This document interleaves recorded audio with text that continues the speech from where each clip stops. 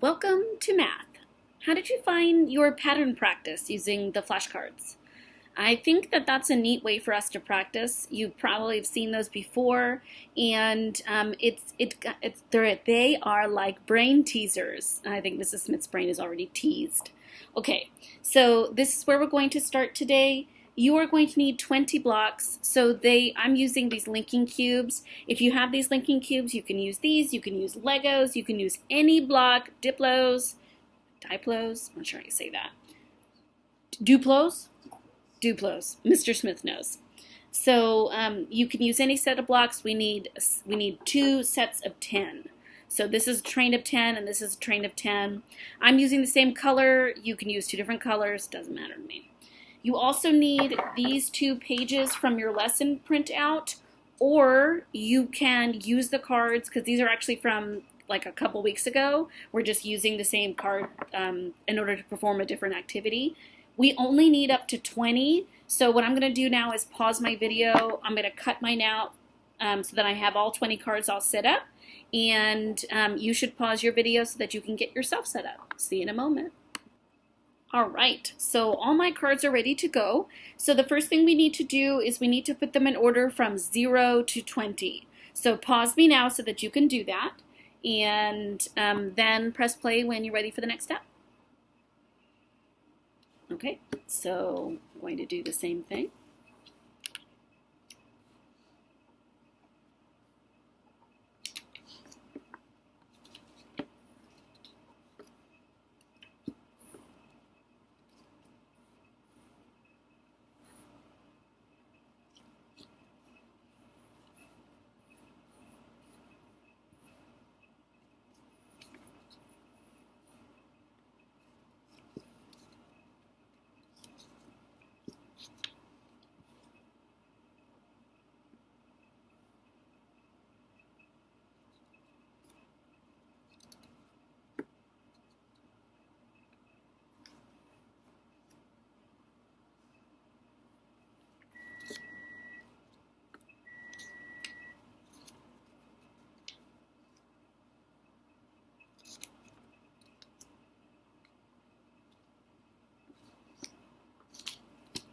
Okay. So here we have all of my numbers and they are in order. So you can see that I have 0. Count out loud, guys.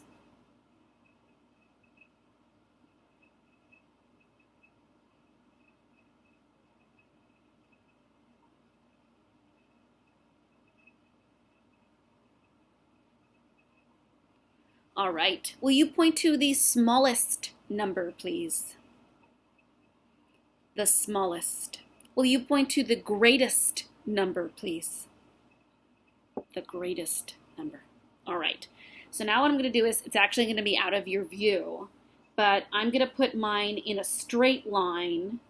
I wanted to do them like this first so that you could see the correct answer, and now I'm going to have to make use of the little bitty bit of space that Mrs. Smith has on her coffee table, which has also her teacher desk.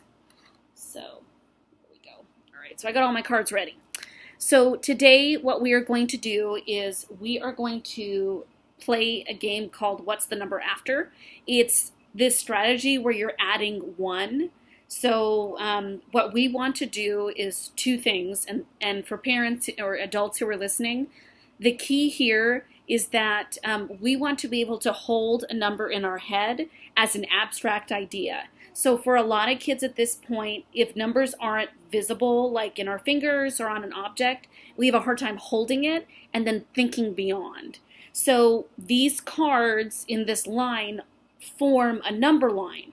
Now, we as adults and eventually all the kids will see that number line in their head. But right now, they may not have that. So this is something as a strategy that if you notice that they're struggling, you might want to continue to practice it. But we'll do that for each other right now. So we are going to use our blocks. All right. I am going to show you a number of blocks. I want you to count the number on my train, then make that same number of a train on at home on your side of the video and find the correct card that displays this number.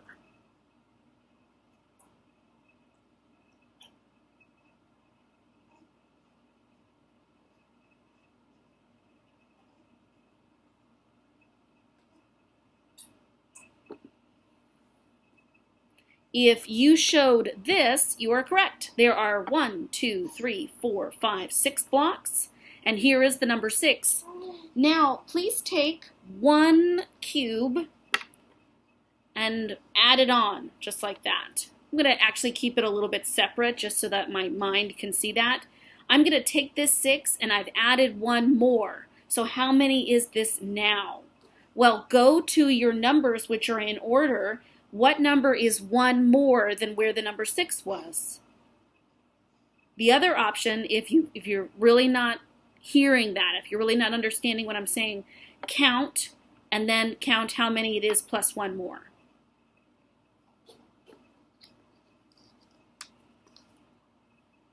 Okay, so this now became 7. So 6 plus 1 more is 7. All right. Let's put those cards back. All right, now we're going to start with, please look at this train. Please make a train that looks like that one and find the number card that matches. If you need more time in between these exercises, if I'm moving too fast, you can pause me and then turn me back on to find the answer.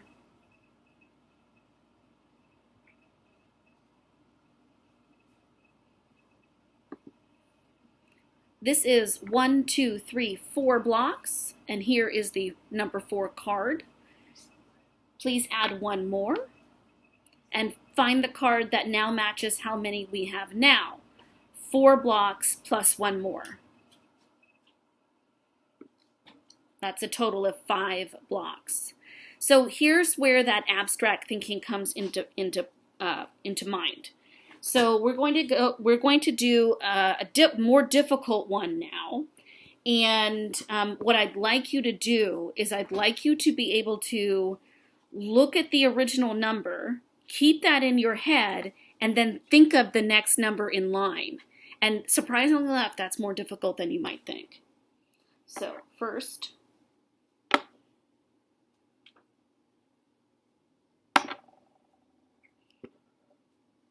here is the train. I'd like you to, 2 trains I'd like you to make. And then please find the correct number on the cards and put that card next to your set of blocks. I'm going to ask you to pause me now because I don't want to wait. I don't really know how long to wait. So I'm going to ask you to pause me now so that you can do that. So create this set of trains and find the correct number card. Okay. There are 13 blocks here. In fact, I know that this is a set of 10, 11, 12, 13. So this strategy is also called counting on. Okay, so I took the 10 and I can count on from 10, 10, 11, 12, 13. When Mrs. Smith uses these blocks, especially as I get into numbers that are greater than 10, I keep my blocks in trains of 10. That way I could just put the 10s down and then add on for the rest. So 13, in fact, is 1 train of 10 and 3 1s. That's what this number actually represents. So, using our strategy of adding on, if this is 13 and I add on 1 more, what number are we at now? Try to think of the number that comes after 13 without recounting. If you get stumped, then recount. That's fine. That's like the next step back. There's nothing wrong with that. We need to find a way to get the answer. So if that is the way that we get the answer, that's fine. Mrs. Smith just wants you to get the answer. Okay, so pause me now so that you can do that. Okay, so the answer is 14. 13, 1 more is 14. Okay, so now what we're going to do is the same we're going to do the same thing one more time. Okay, here are your trains.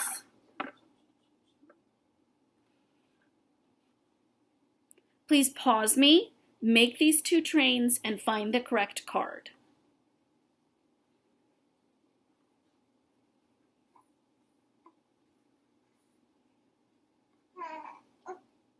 Do you remember my strategy here? I have the 10, and then I added this many. 1, 2, 3, 4, 5, 6, 7. 10, 11, 12, 13, 14, 15, 16, 17. So here's 17. One train of 10 and 7 ones. Now, generally, if I want to be a little more clear and make these actually ones, then I would separate them. So if I was going to draw this, I would draw a rectangle, a long skinny rectangle to show a 10, and then each of the ones would be separate squares. So you can see this looks a little bit more like 17 because I can see the 10 and I can see the 7 extra. Now, I want to add another one. Here it is. What number are we at now? Pause me so you can do that. We're at the number 18.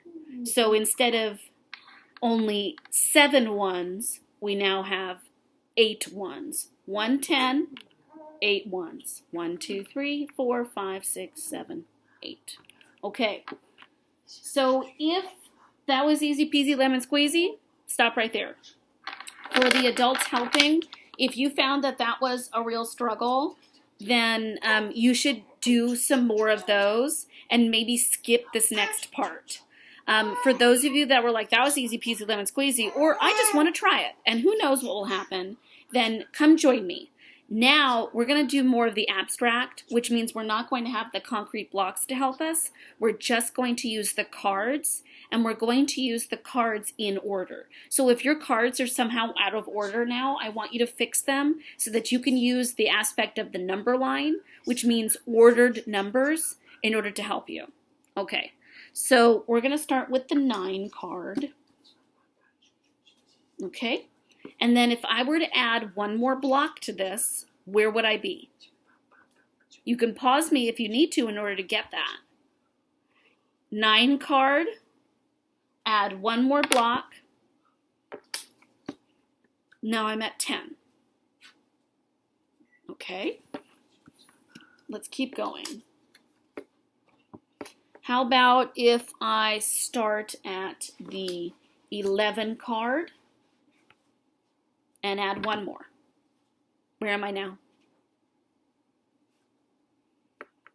I'm at the 12 card. Okay. Let's say I start at 15 and I add one more. Where am I now? I'm at the 16 card. Okay, last one is the hardest one. Are you ready? I don't know if you're ready. The 2 card. Add one more. Oh, I can't do it. Oh, the answer's 3. It's a good thing Mrs. Smith is here. All right.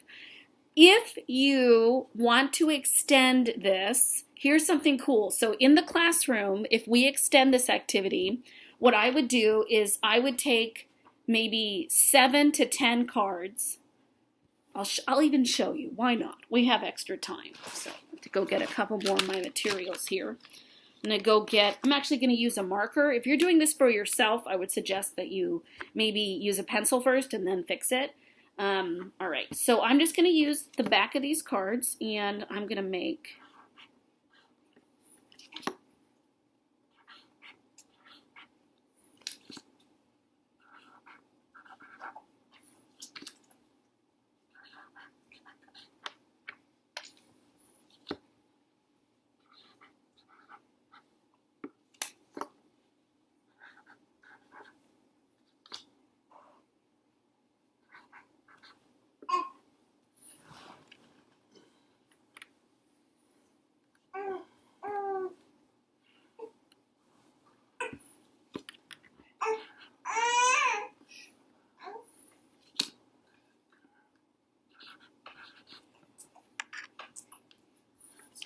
Okay. I've decided to do, that's funny, Mrs. Smith started at the number 21. Why would she do that? Why wouldn't she start at the number 20? Who knows? Let's fix it. Okay. I've decided to do a set of 10 cards from 20 to 30. So this is what I would have done for the kids in the class. And then what I do is I tell you, okay, start at 23 and tell me what number comes one more. The answer is 24. Okay, and I would continue doing that. You could even do this. Start at 21. Give me 2 more. The answer is 23. So you're actually doing 2-digit math, right? 2-digit addition right now. That's what you're doing. You're doing 21 plus 2, which will give you 23. So you could make the numbers 20 to 30 and challenge yourself. You don't have to have me give you the questions either. You already kind of know the pattern now. It's choose a card and add a number. Usually we add only 1, but if you want to add 1, 2, or even 3, you could totally do that. And if you can do the numbers 20 to 30, you could do the numbers 35 to 45, you could do 87 to 97. You can really extend this. It's creating a pattern and practicing addition using a number line that you can move, okay? So hopefully you've enjoyed. I've enjoyed teaching it. This is one of my favorites. And I'll see you for your next lesson. Bye, guys.